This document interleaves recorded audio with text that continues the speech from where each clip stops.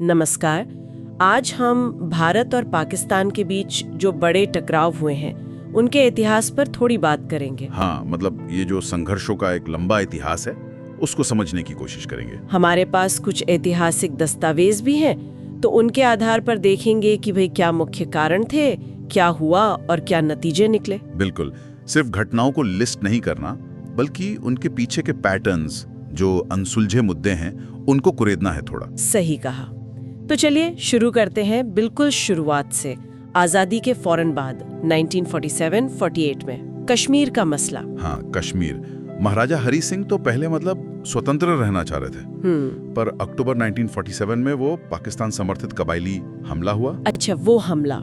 और उसी के बाद फिर महाराजा ने विलय पत्र पर साइन किया भारत के साथ। हाँ, तब भारतीय सेना भेजी गई। और यहीं पर क्या कहते हैं, संयुक्त राष्ट्र का रोल भी आया पहली बार। हाँ बिल्कुल, ये पहली बार था जब यूएन को दखल देना पड़ा। फिर 1 जनवरी 1949 को सीज फायर हुआ, युद्ध विराम। अगर अपनी ड्रिंक भी लाने जा रहे हो, कुछ खाने के लिए भी जा रहे हो, आपको स्टेज पूरा बकायदा दिख रहा है। You not missing any part of the concert. और जो रेट है उसमें भी ज्यादा फर्क नहीं आया। मतलब जब मेरे को याद है, जब मैं छोटा था तो उस टाइम पे जो भी रेट था उससे शायद 15 या 20 रुपए कुछ ऊपर नीचे हुआ होगा। हाँ, युद्ध विराम और कश्मीर बढ़ गया। मतलब लगभग 2/3 भारत के पास रहा, जिसे हम जम्मू और कश्मीर कहते हैं, और बाकी का हिस्सा वो पाकिस्तान के नियंत्रण में चला गया, जिसे पीओके कहते हैं। और वहीं पे वो नियंत्रण रेखा LOC वो भी बनी। तो ये लॉक्सी बन तो गई, पर क्या मसला हल हुआ? मतलब क्या यूएन ने कोई स्थायी समाधान सुझाया? नहीं, उस वक्त फोकस बस लड़ाई रुकवाने पर था।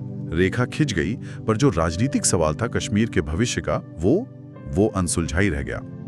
और वही चीज आगे के झगड़ों की जड़ बनी रही कहीं ना कहीं।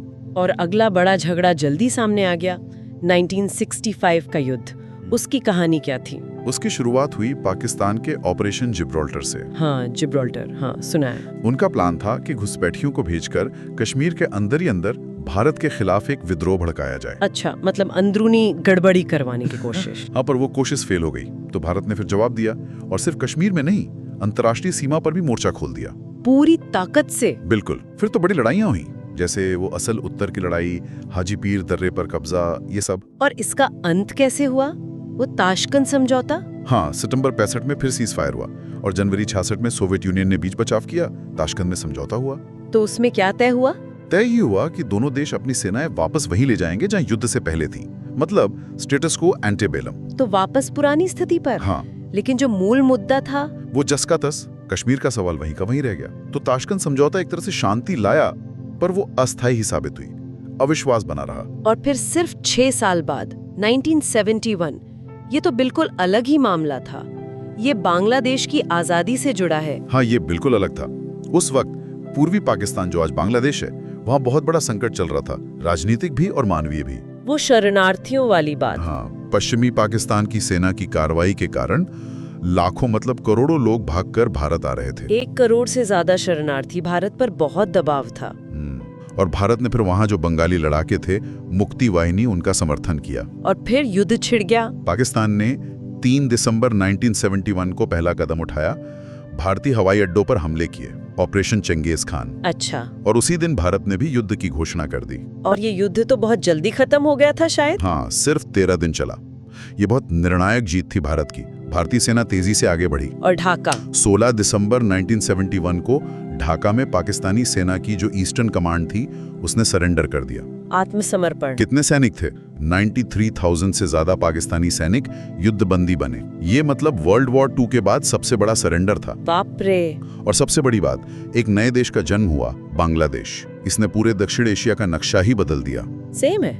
इसके बाद तो काफी समय तक सीधा युद्ध नहीं हुआ, तनाव रहा पर युद्ध नहीं। फिर आया 1999, कारगिल। हाँ, कारगिल, इसे ऑपरेशन विजय भी कहते हैं। 1999 की सर्दियों में ये हुआ कि पाकिस्तानी सैनिक और कुछ घुसपैठिए, उन्होंने LOC पार करके कारगिल सेक्टर में जो ऊंची चोटियां थीं, उन पर कब्जा कर लिया। भारतीय चौकियों पर। हाँ, जो भारत की चौकियां सर्दियों में खाली कर दी जाती थीं, उन पर। ये स्ट्रेटेजिकली बहुत इंपॉर्टेंट जगहें थीं। और भारत को पता चला तो फिर शुरू हुआ ऑपरेशन विजय।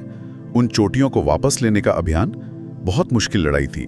टाइगर हिल, तोलोलिंग, ये नाम बहुत सुने होंगे। हाँ, सुना है। ऊंचाई पर लड़ना तो वैसे ही बहुत कठिन होता होगा। बहुत ज्यादा।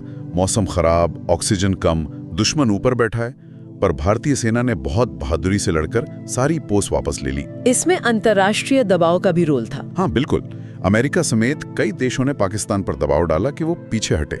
तो ये एक लिमिटेड वॉर था, पर इसने फिर से ये दिखा दिया कि दो न्यूक्लियर ताकतों के बीच टकराव कितना खतरनाक हो सकता है। और इन बड़े युद्धों के अलावा भी मतलब माहौल तो हमेशा तनाव वाला ही रहा है बीच बीच में। हाँ बिल्कुल राय, जैसे 2001 में संसद पर हमला हुआ, उसके बाद दोनों देशों की सेनाएं आमने सामने आ गई थी। महीनों तक बॉर्डर पर तनाव रहा। हाँ, वो ऑपरेशन पराक्रम। फिर 2016 में उरी हमला हुआ, उसके जवाब में भारत ने वो सर्जिकल स्ट्राइक की बात कही। और फिर 2019 में पुलवामा हमला, उसके बाद बालाकोट में एयर स्ट्राइक हुई। तो ये दिखाता है कि मतलब फुल स्केल वॉर न भी हो तो भी टकराव और तनाव की गुंजाइश हमेशा बनी रहती है। तो ये पूरा इतिहास देखकर क्या समझ आता है? मतलब एक निचोड़ क्या है इन सब का? एक पैटर्न तो दिखता है। पैटर्न तो साफ है।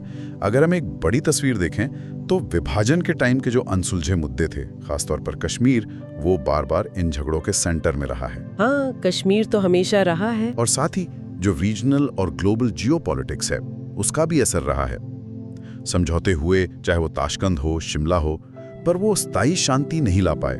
क्यों नहीं ला पाए? शायद इसलिए कि जो आपसी अविश्वास है वो बहुत गहरा है, और जो मूल मतभेद हैं वो कभी पूरी तरह हल ही नहीं हुए। समझौते हुए पर दिल नहीं मिले, ऐसा कह सकते हैं। सही कहा। तो यहीं पर हम अपने श्रोताओं के लिए एक सवाल छोड़ जाते हैं। बिल्कुल। कि ये जो संघर्षों और समझौतों का इतना लंबा इतिहास हमने देखा, इसको देखते हुए वो कौन सी असली बाधाएं हैं, वो गहरी रुकावटें क्या हैं जो बार बार समझौतों के बावजूद स्थायी शांति नहीं आने दे रही? इस पर सोचिएगा जरूर।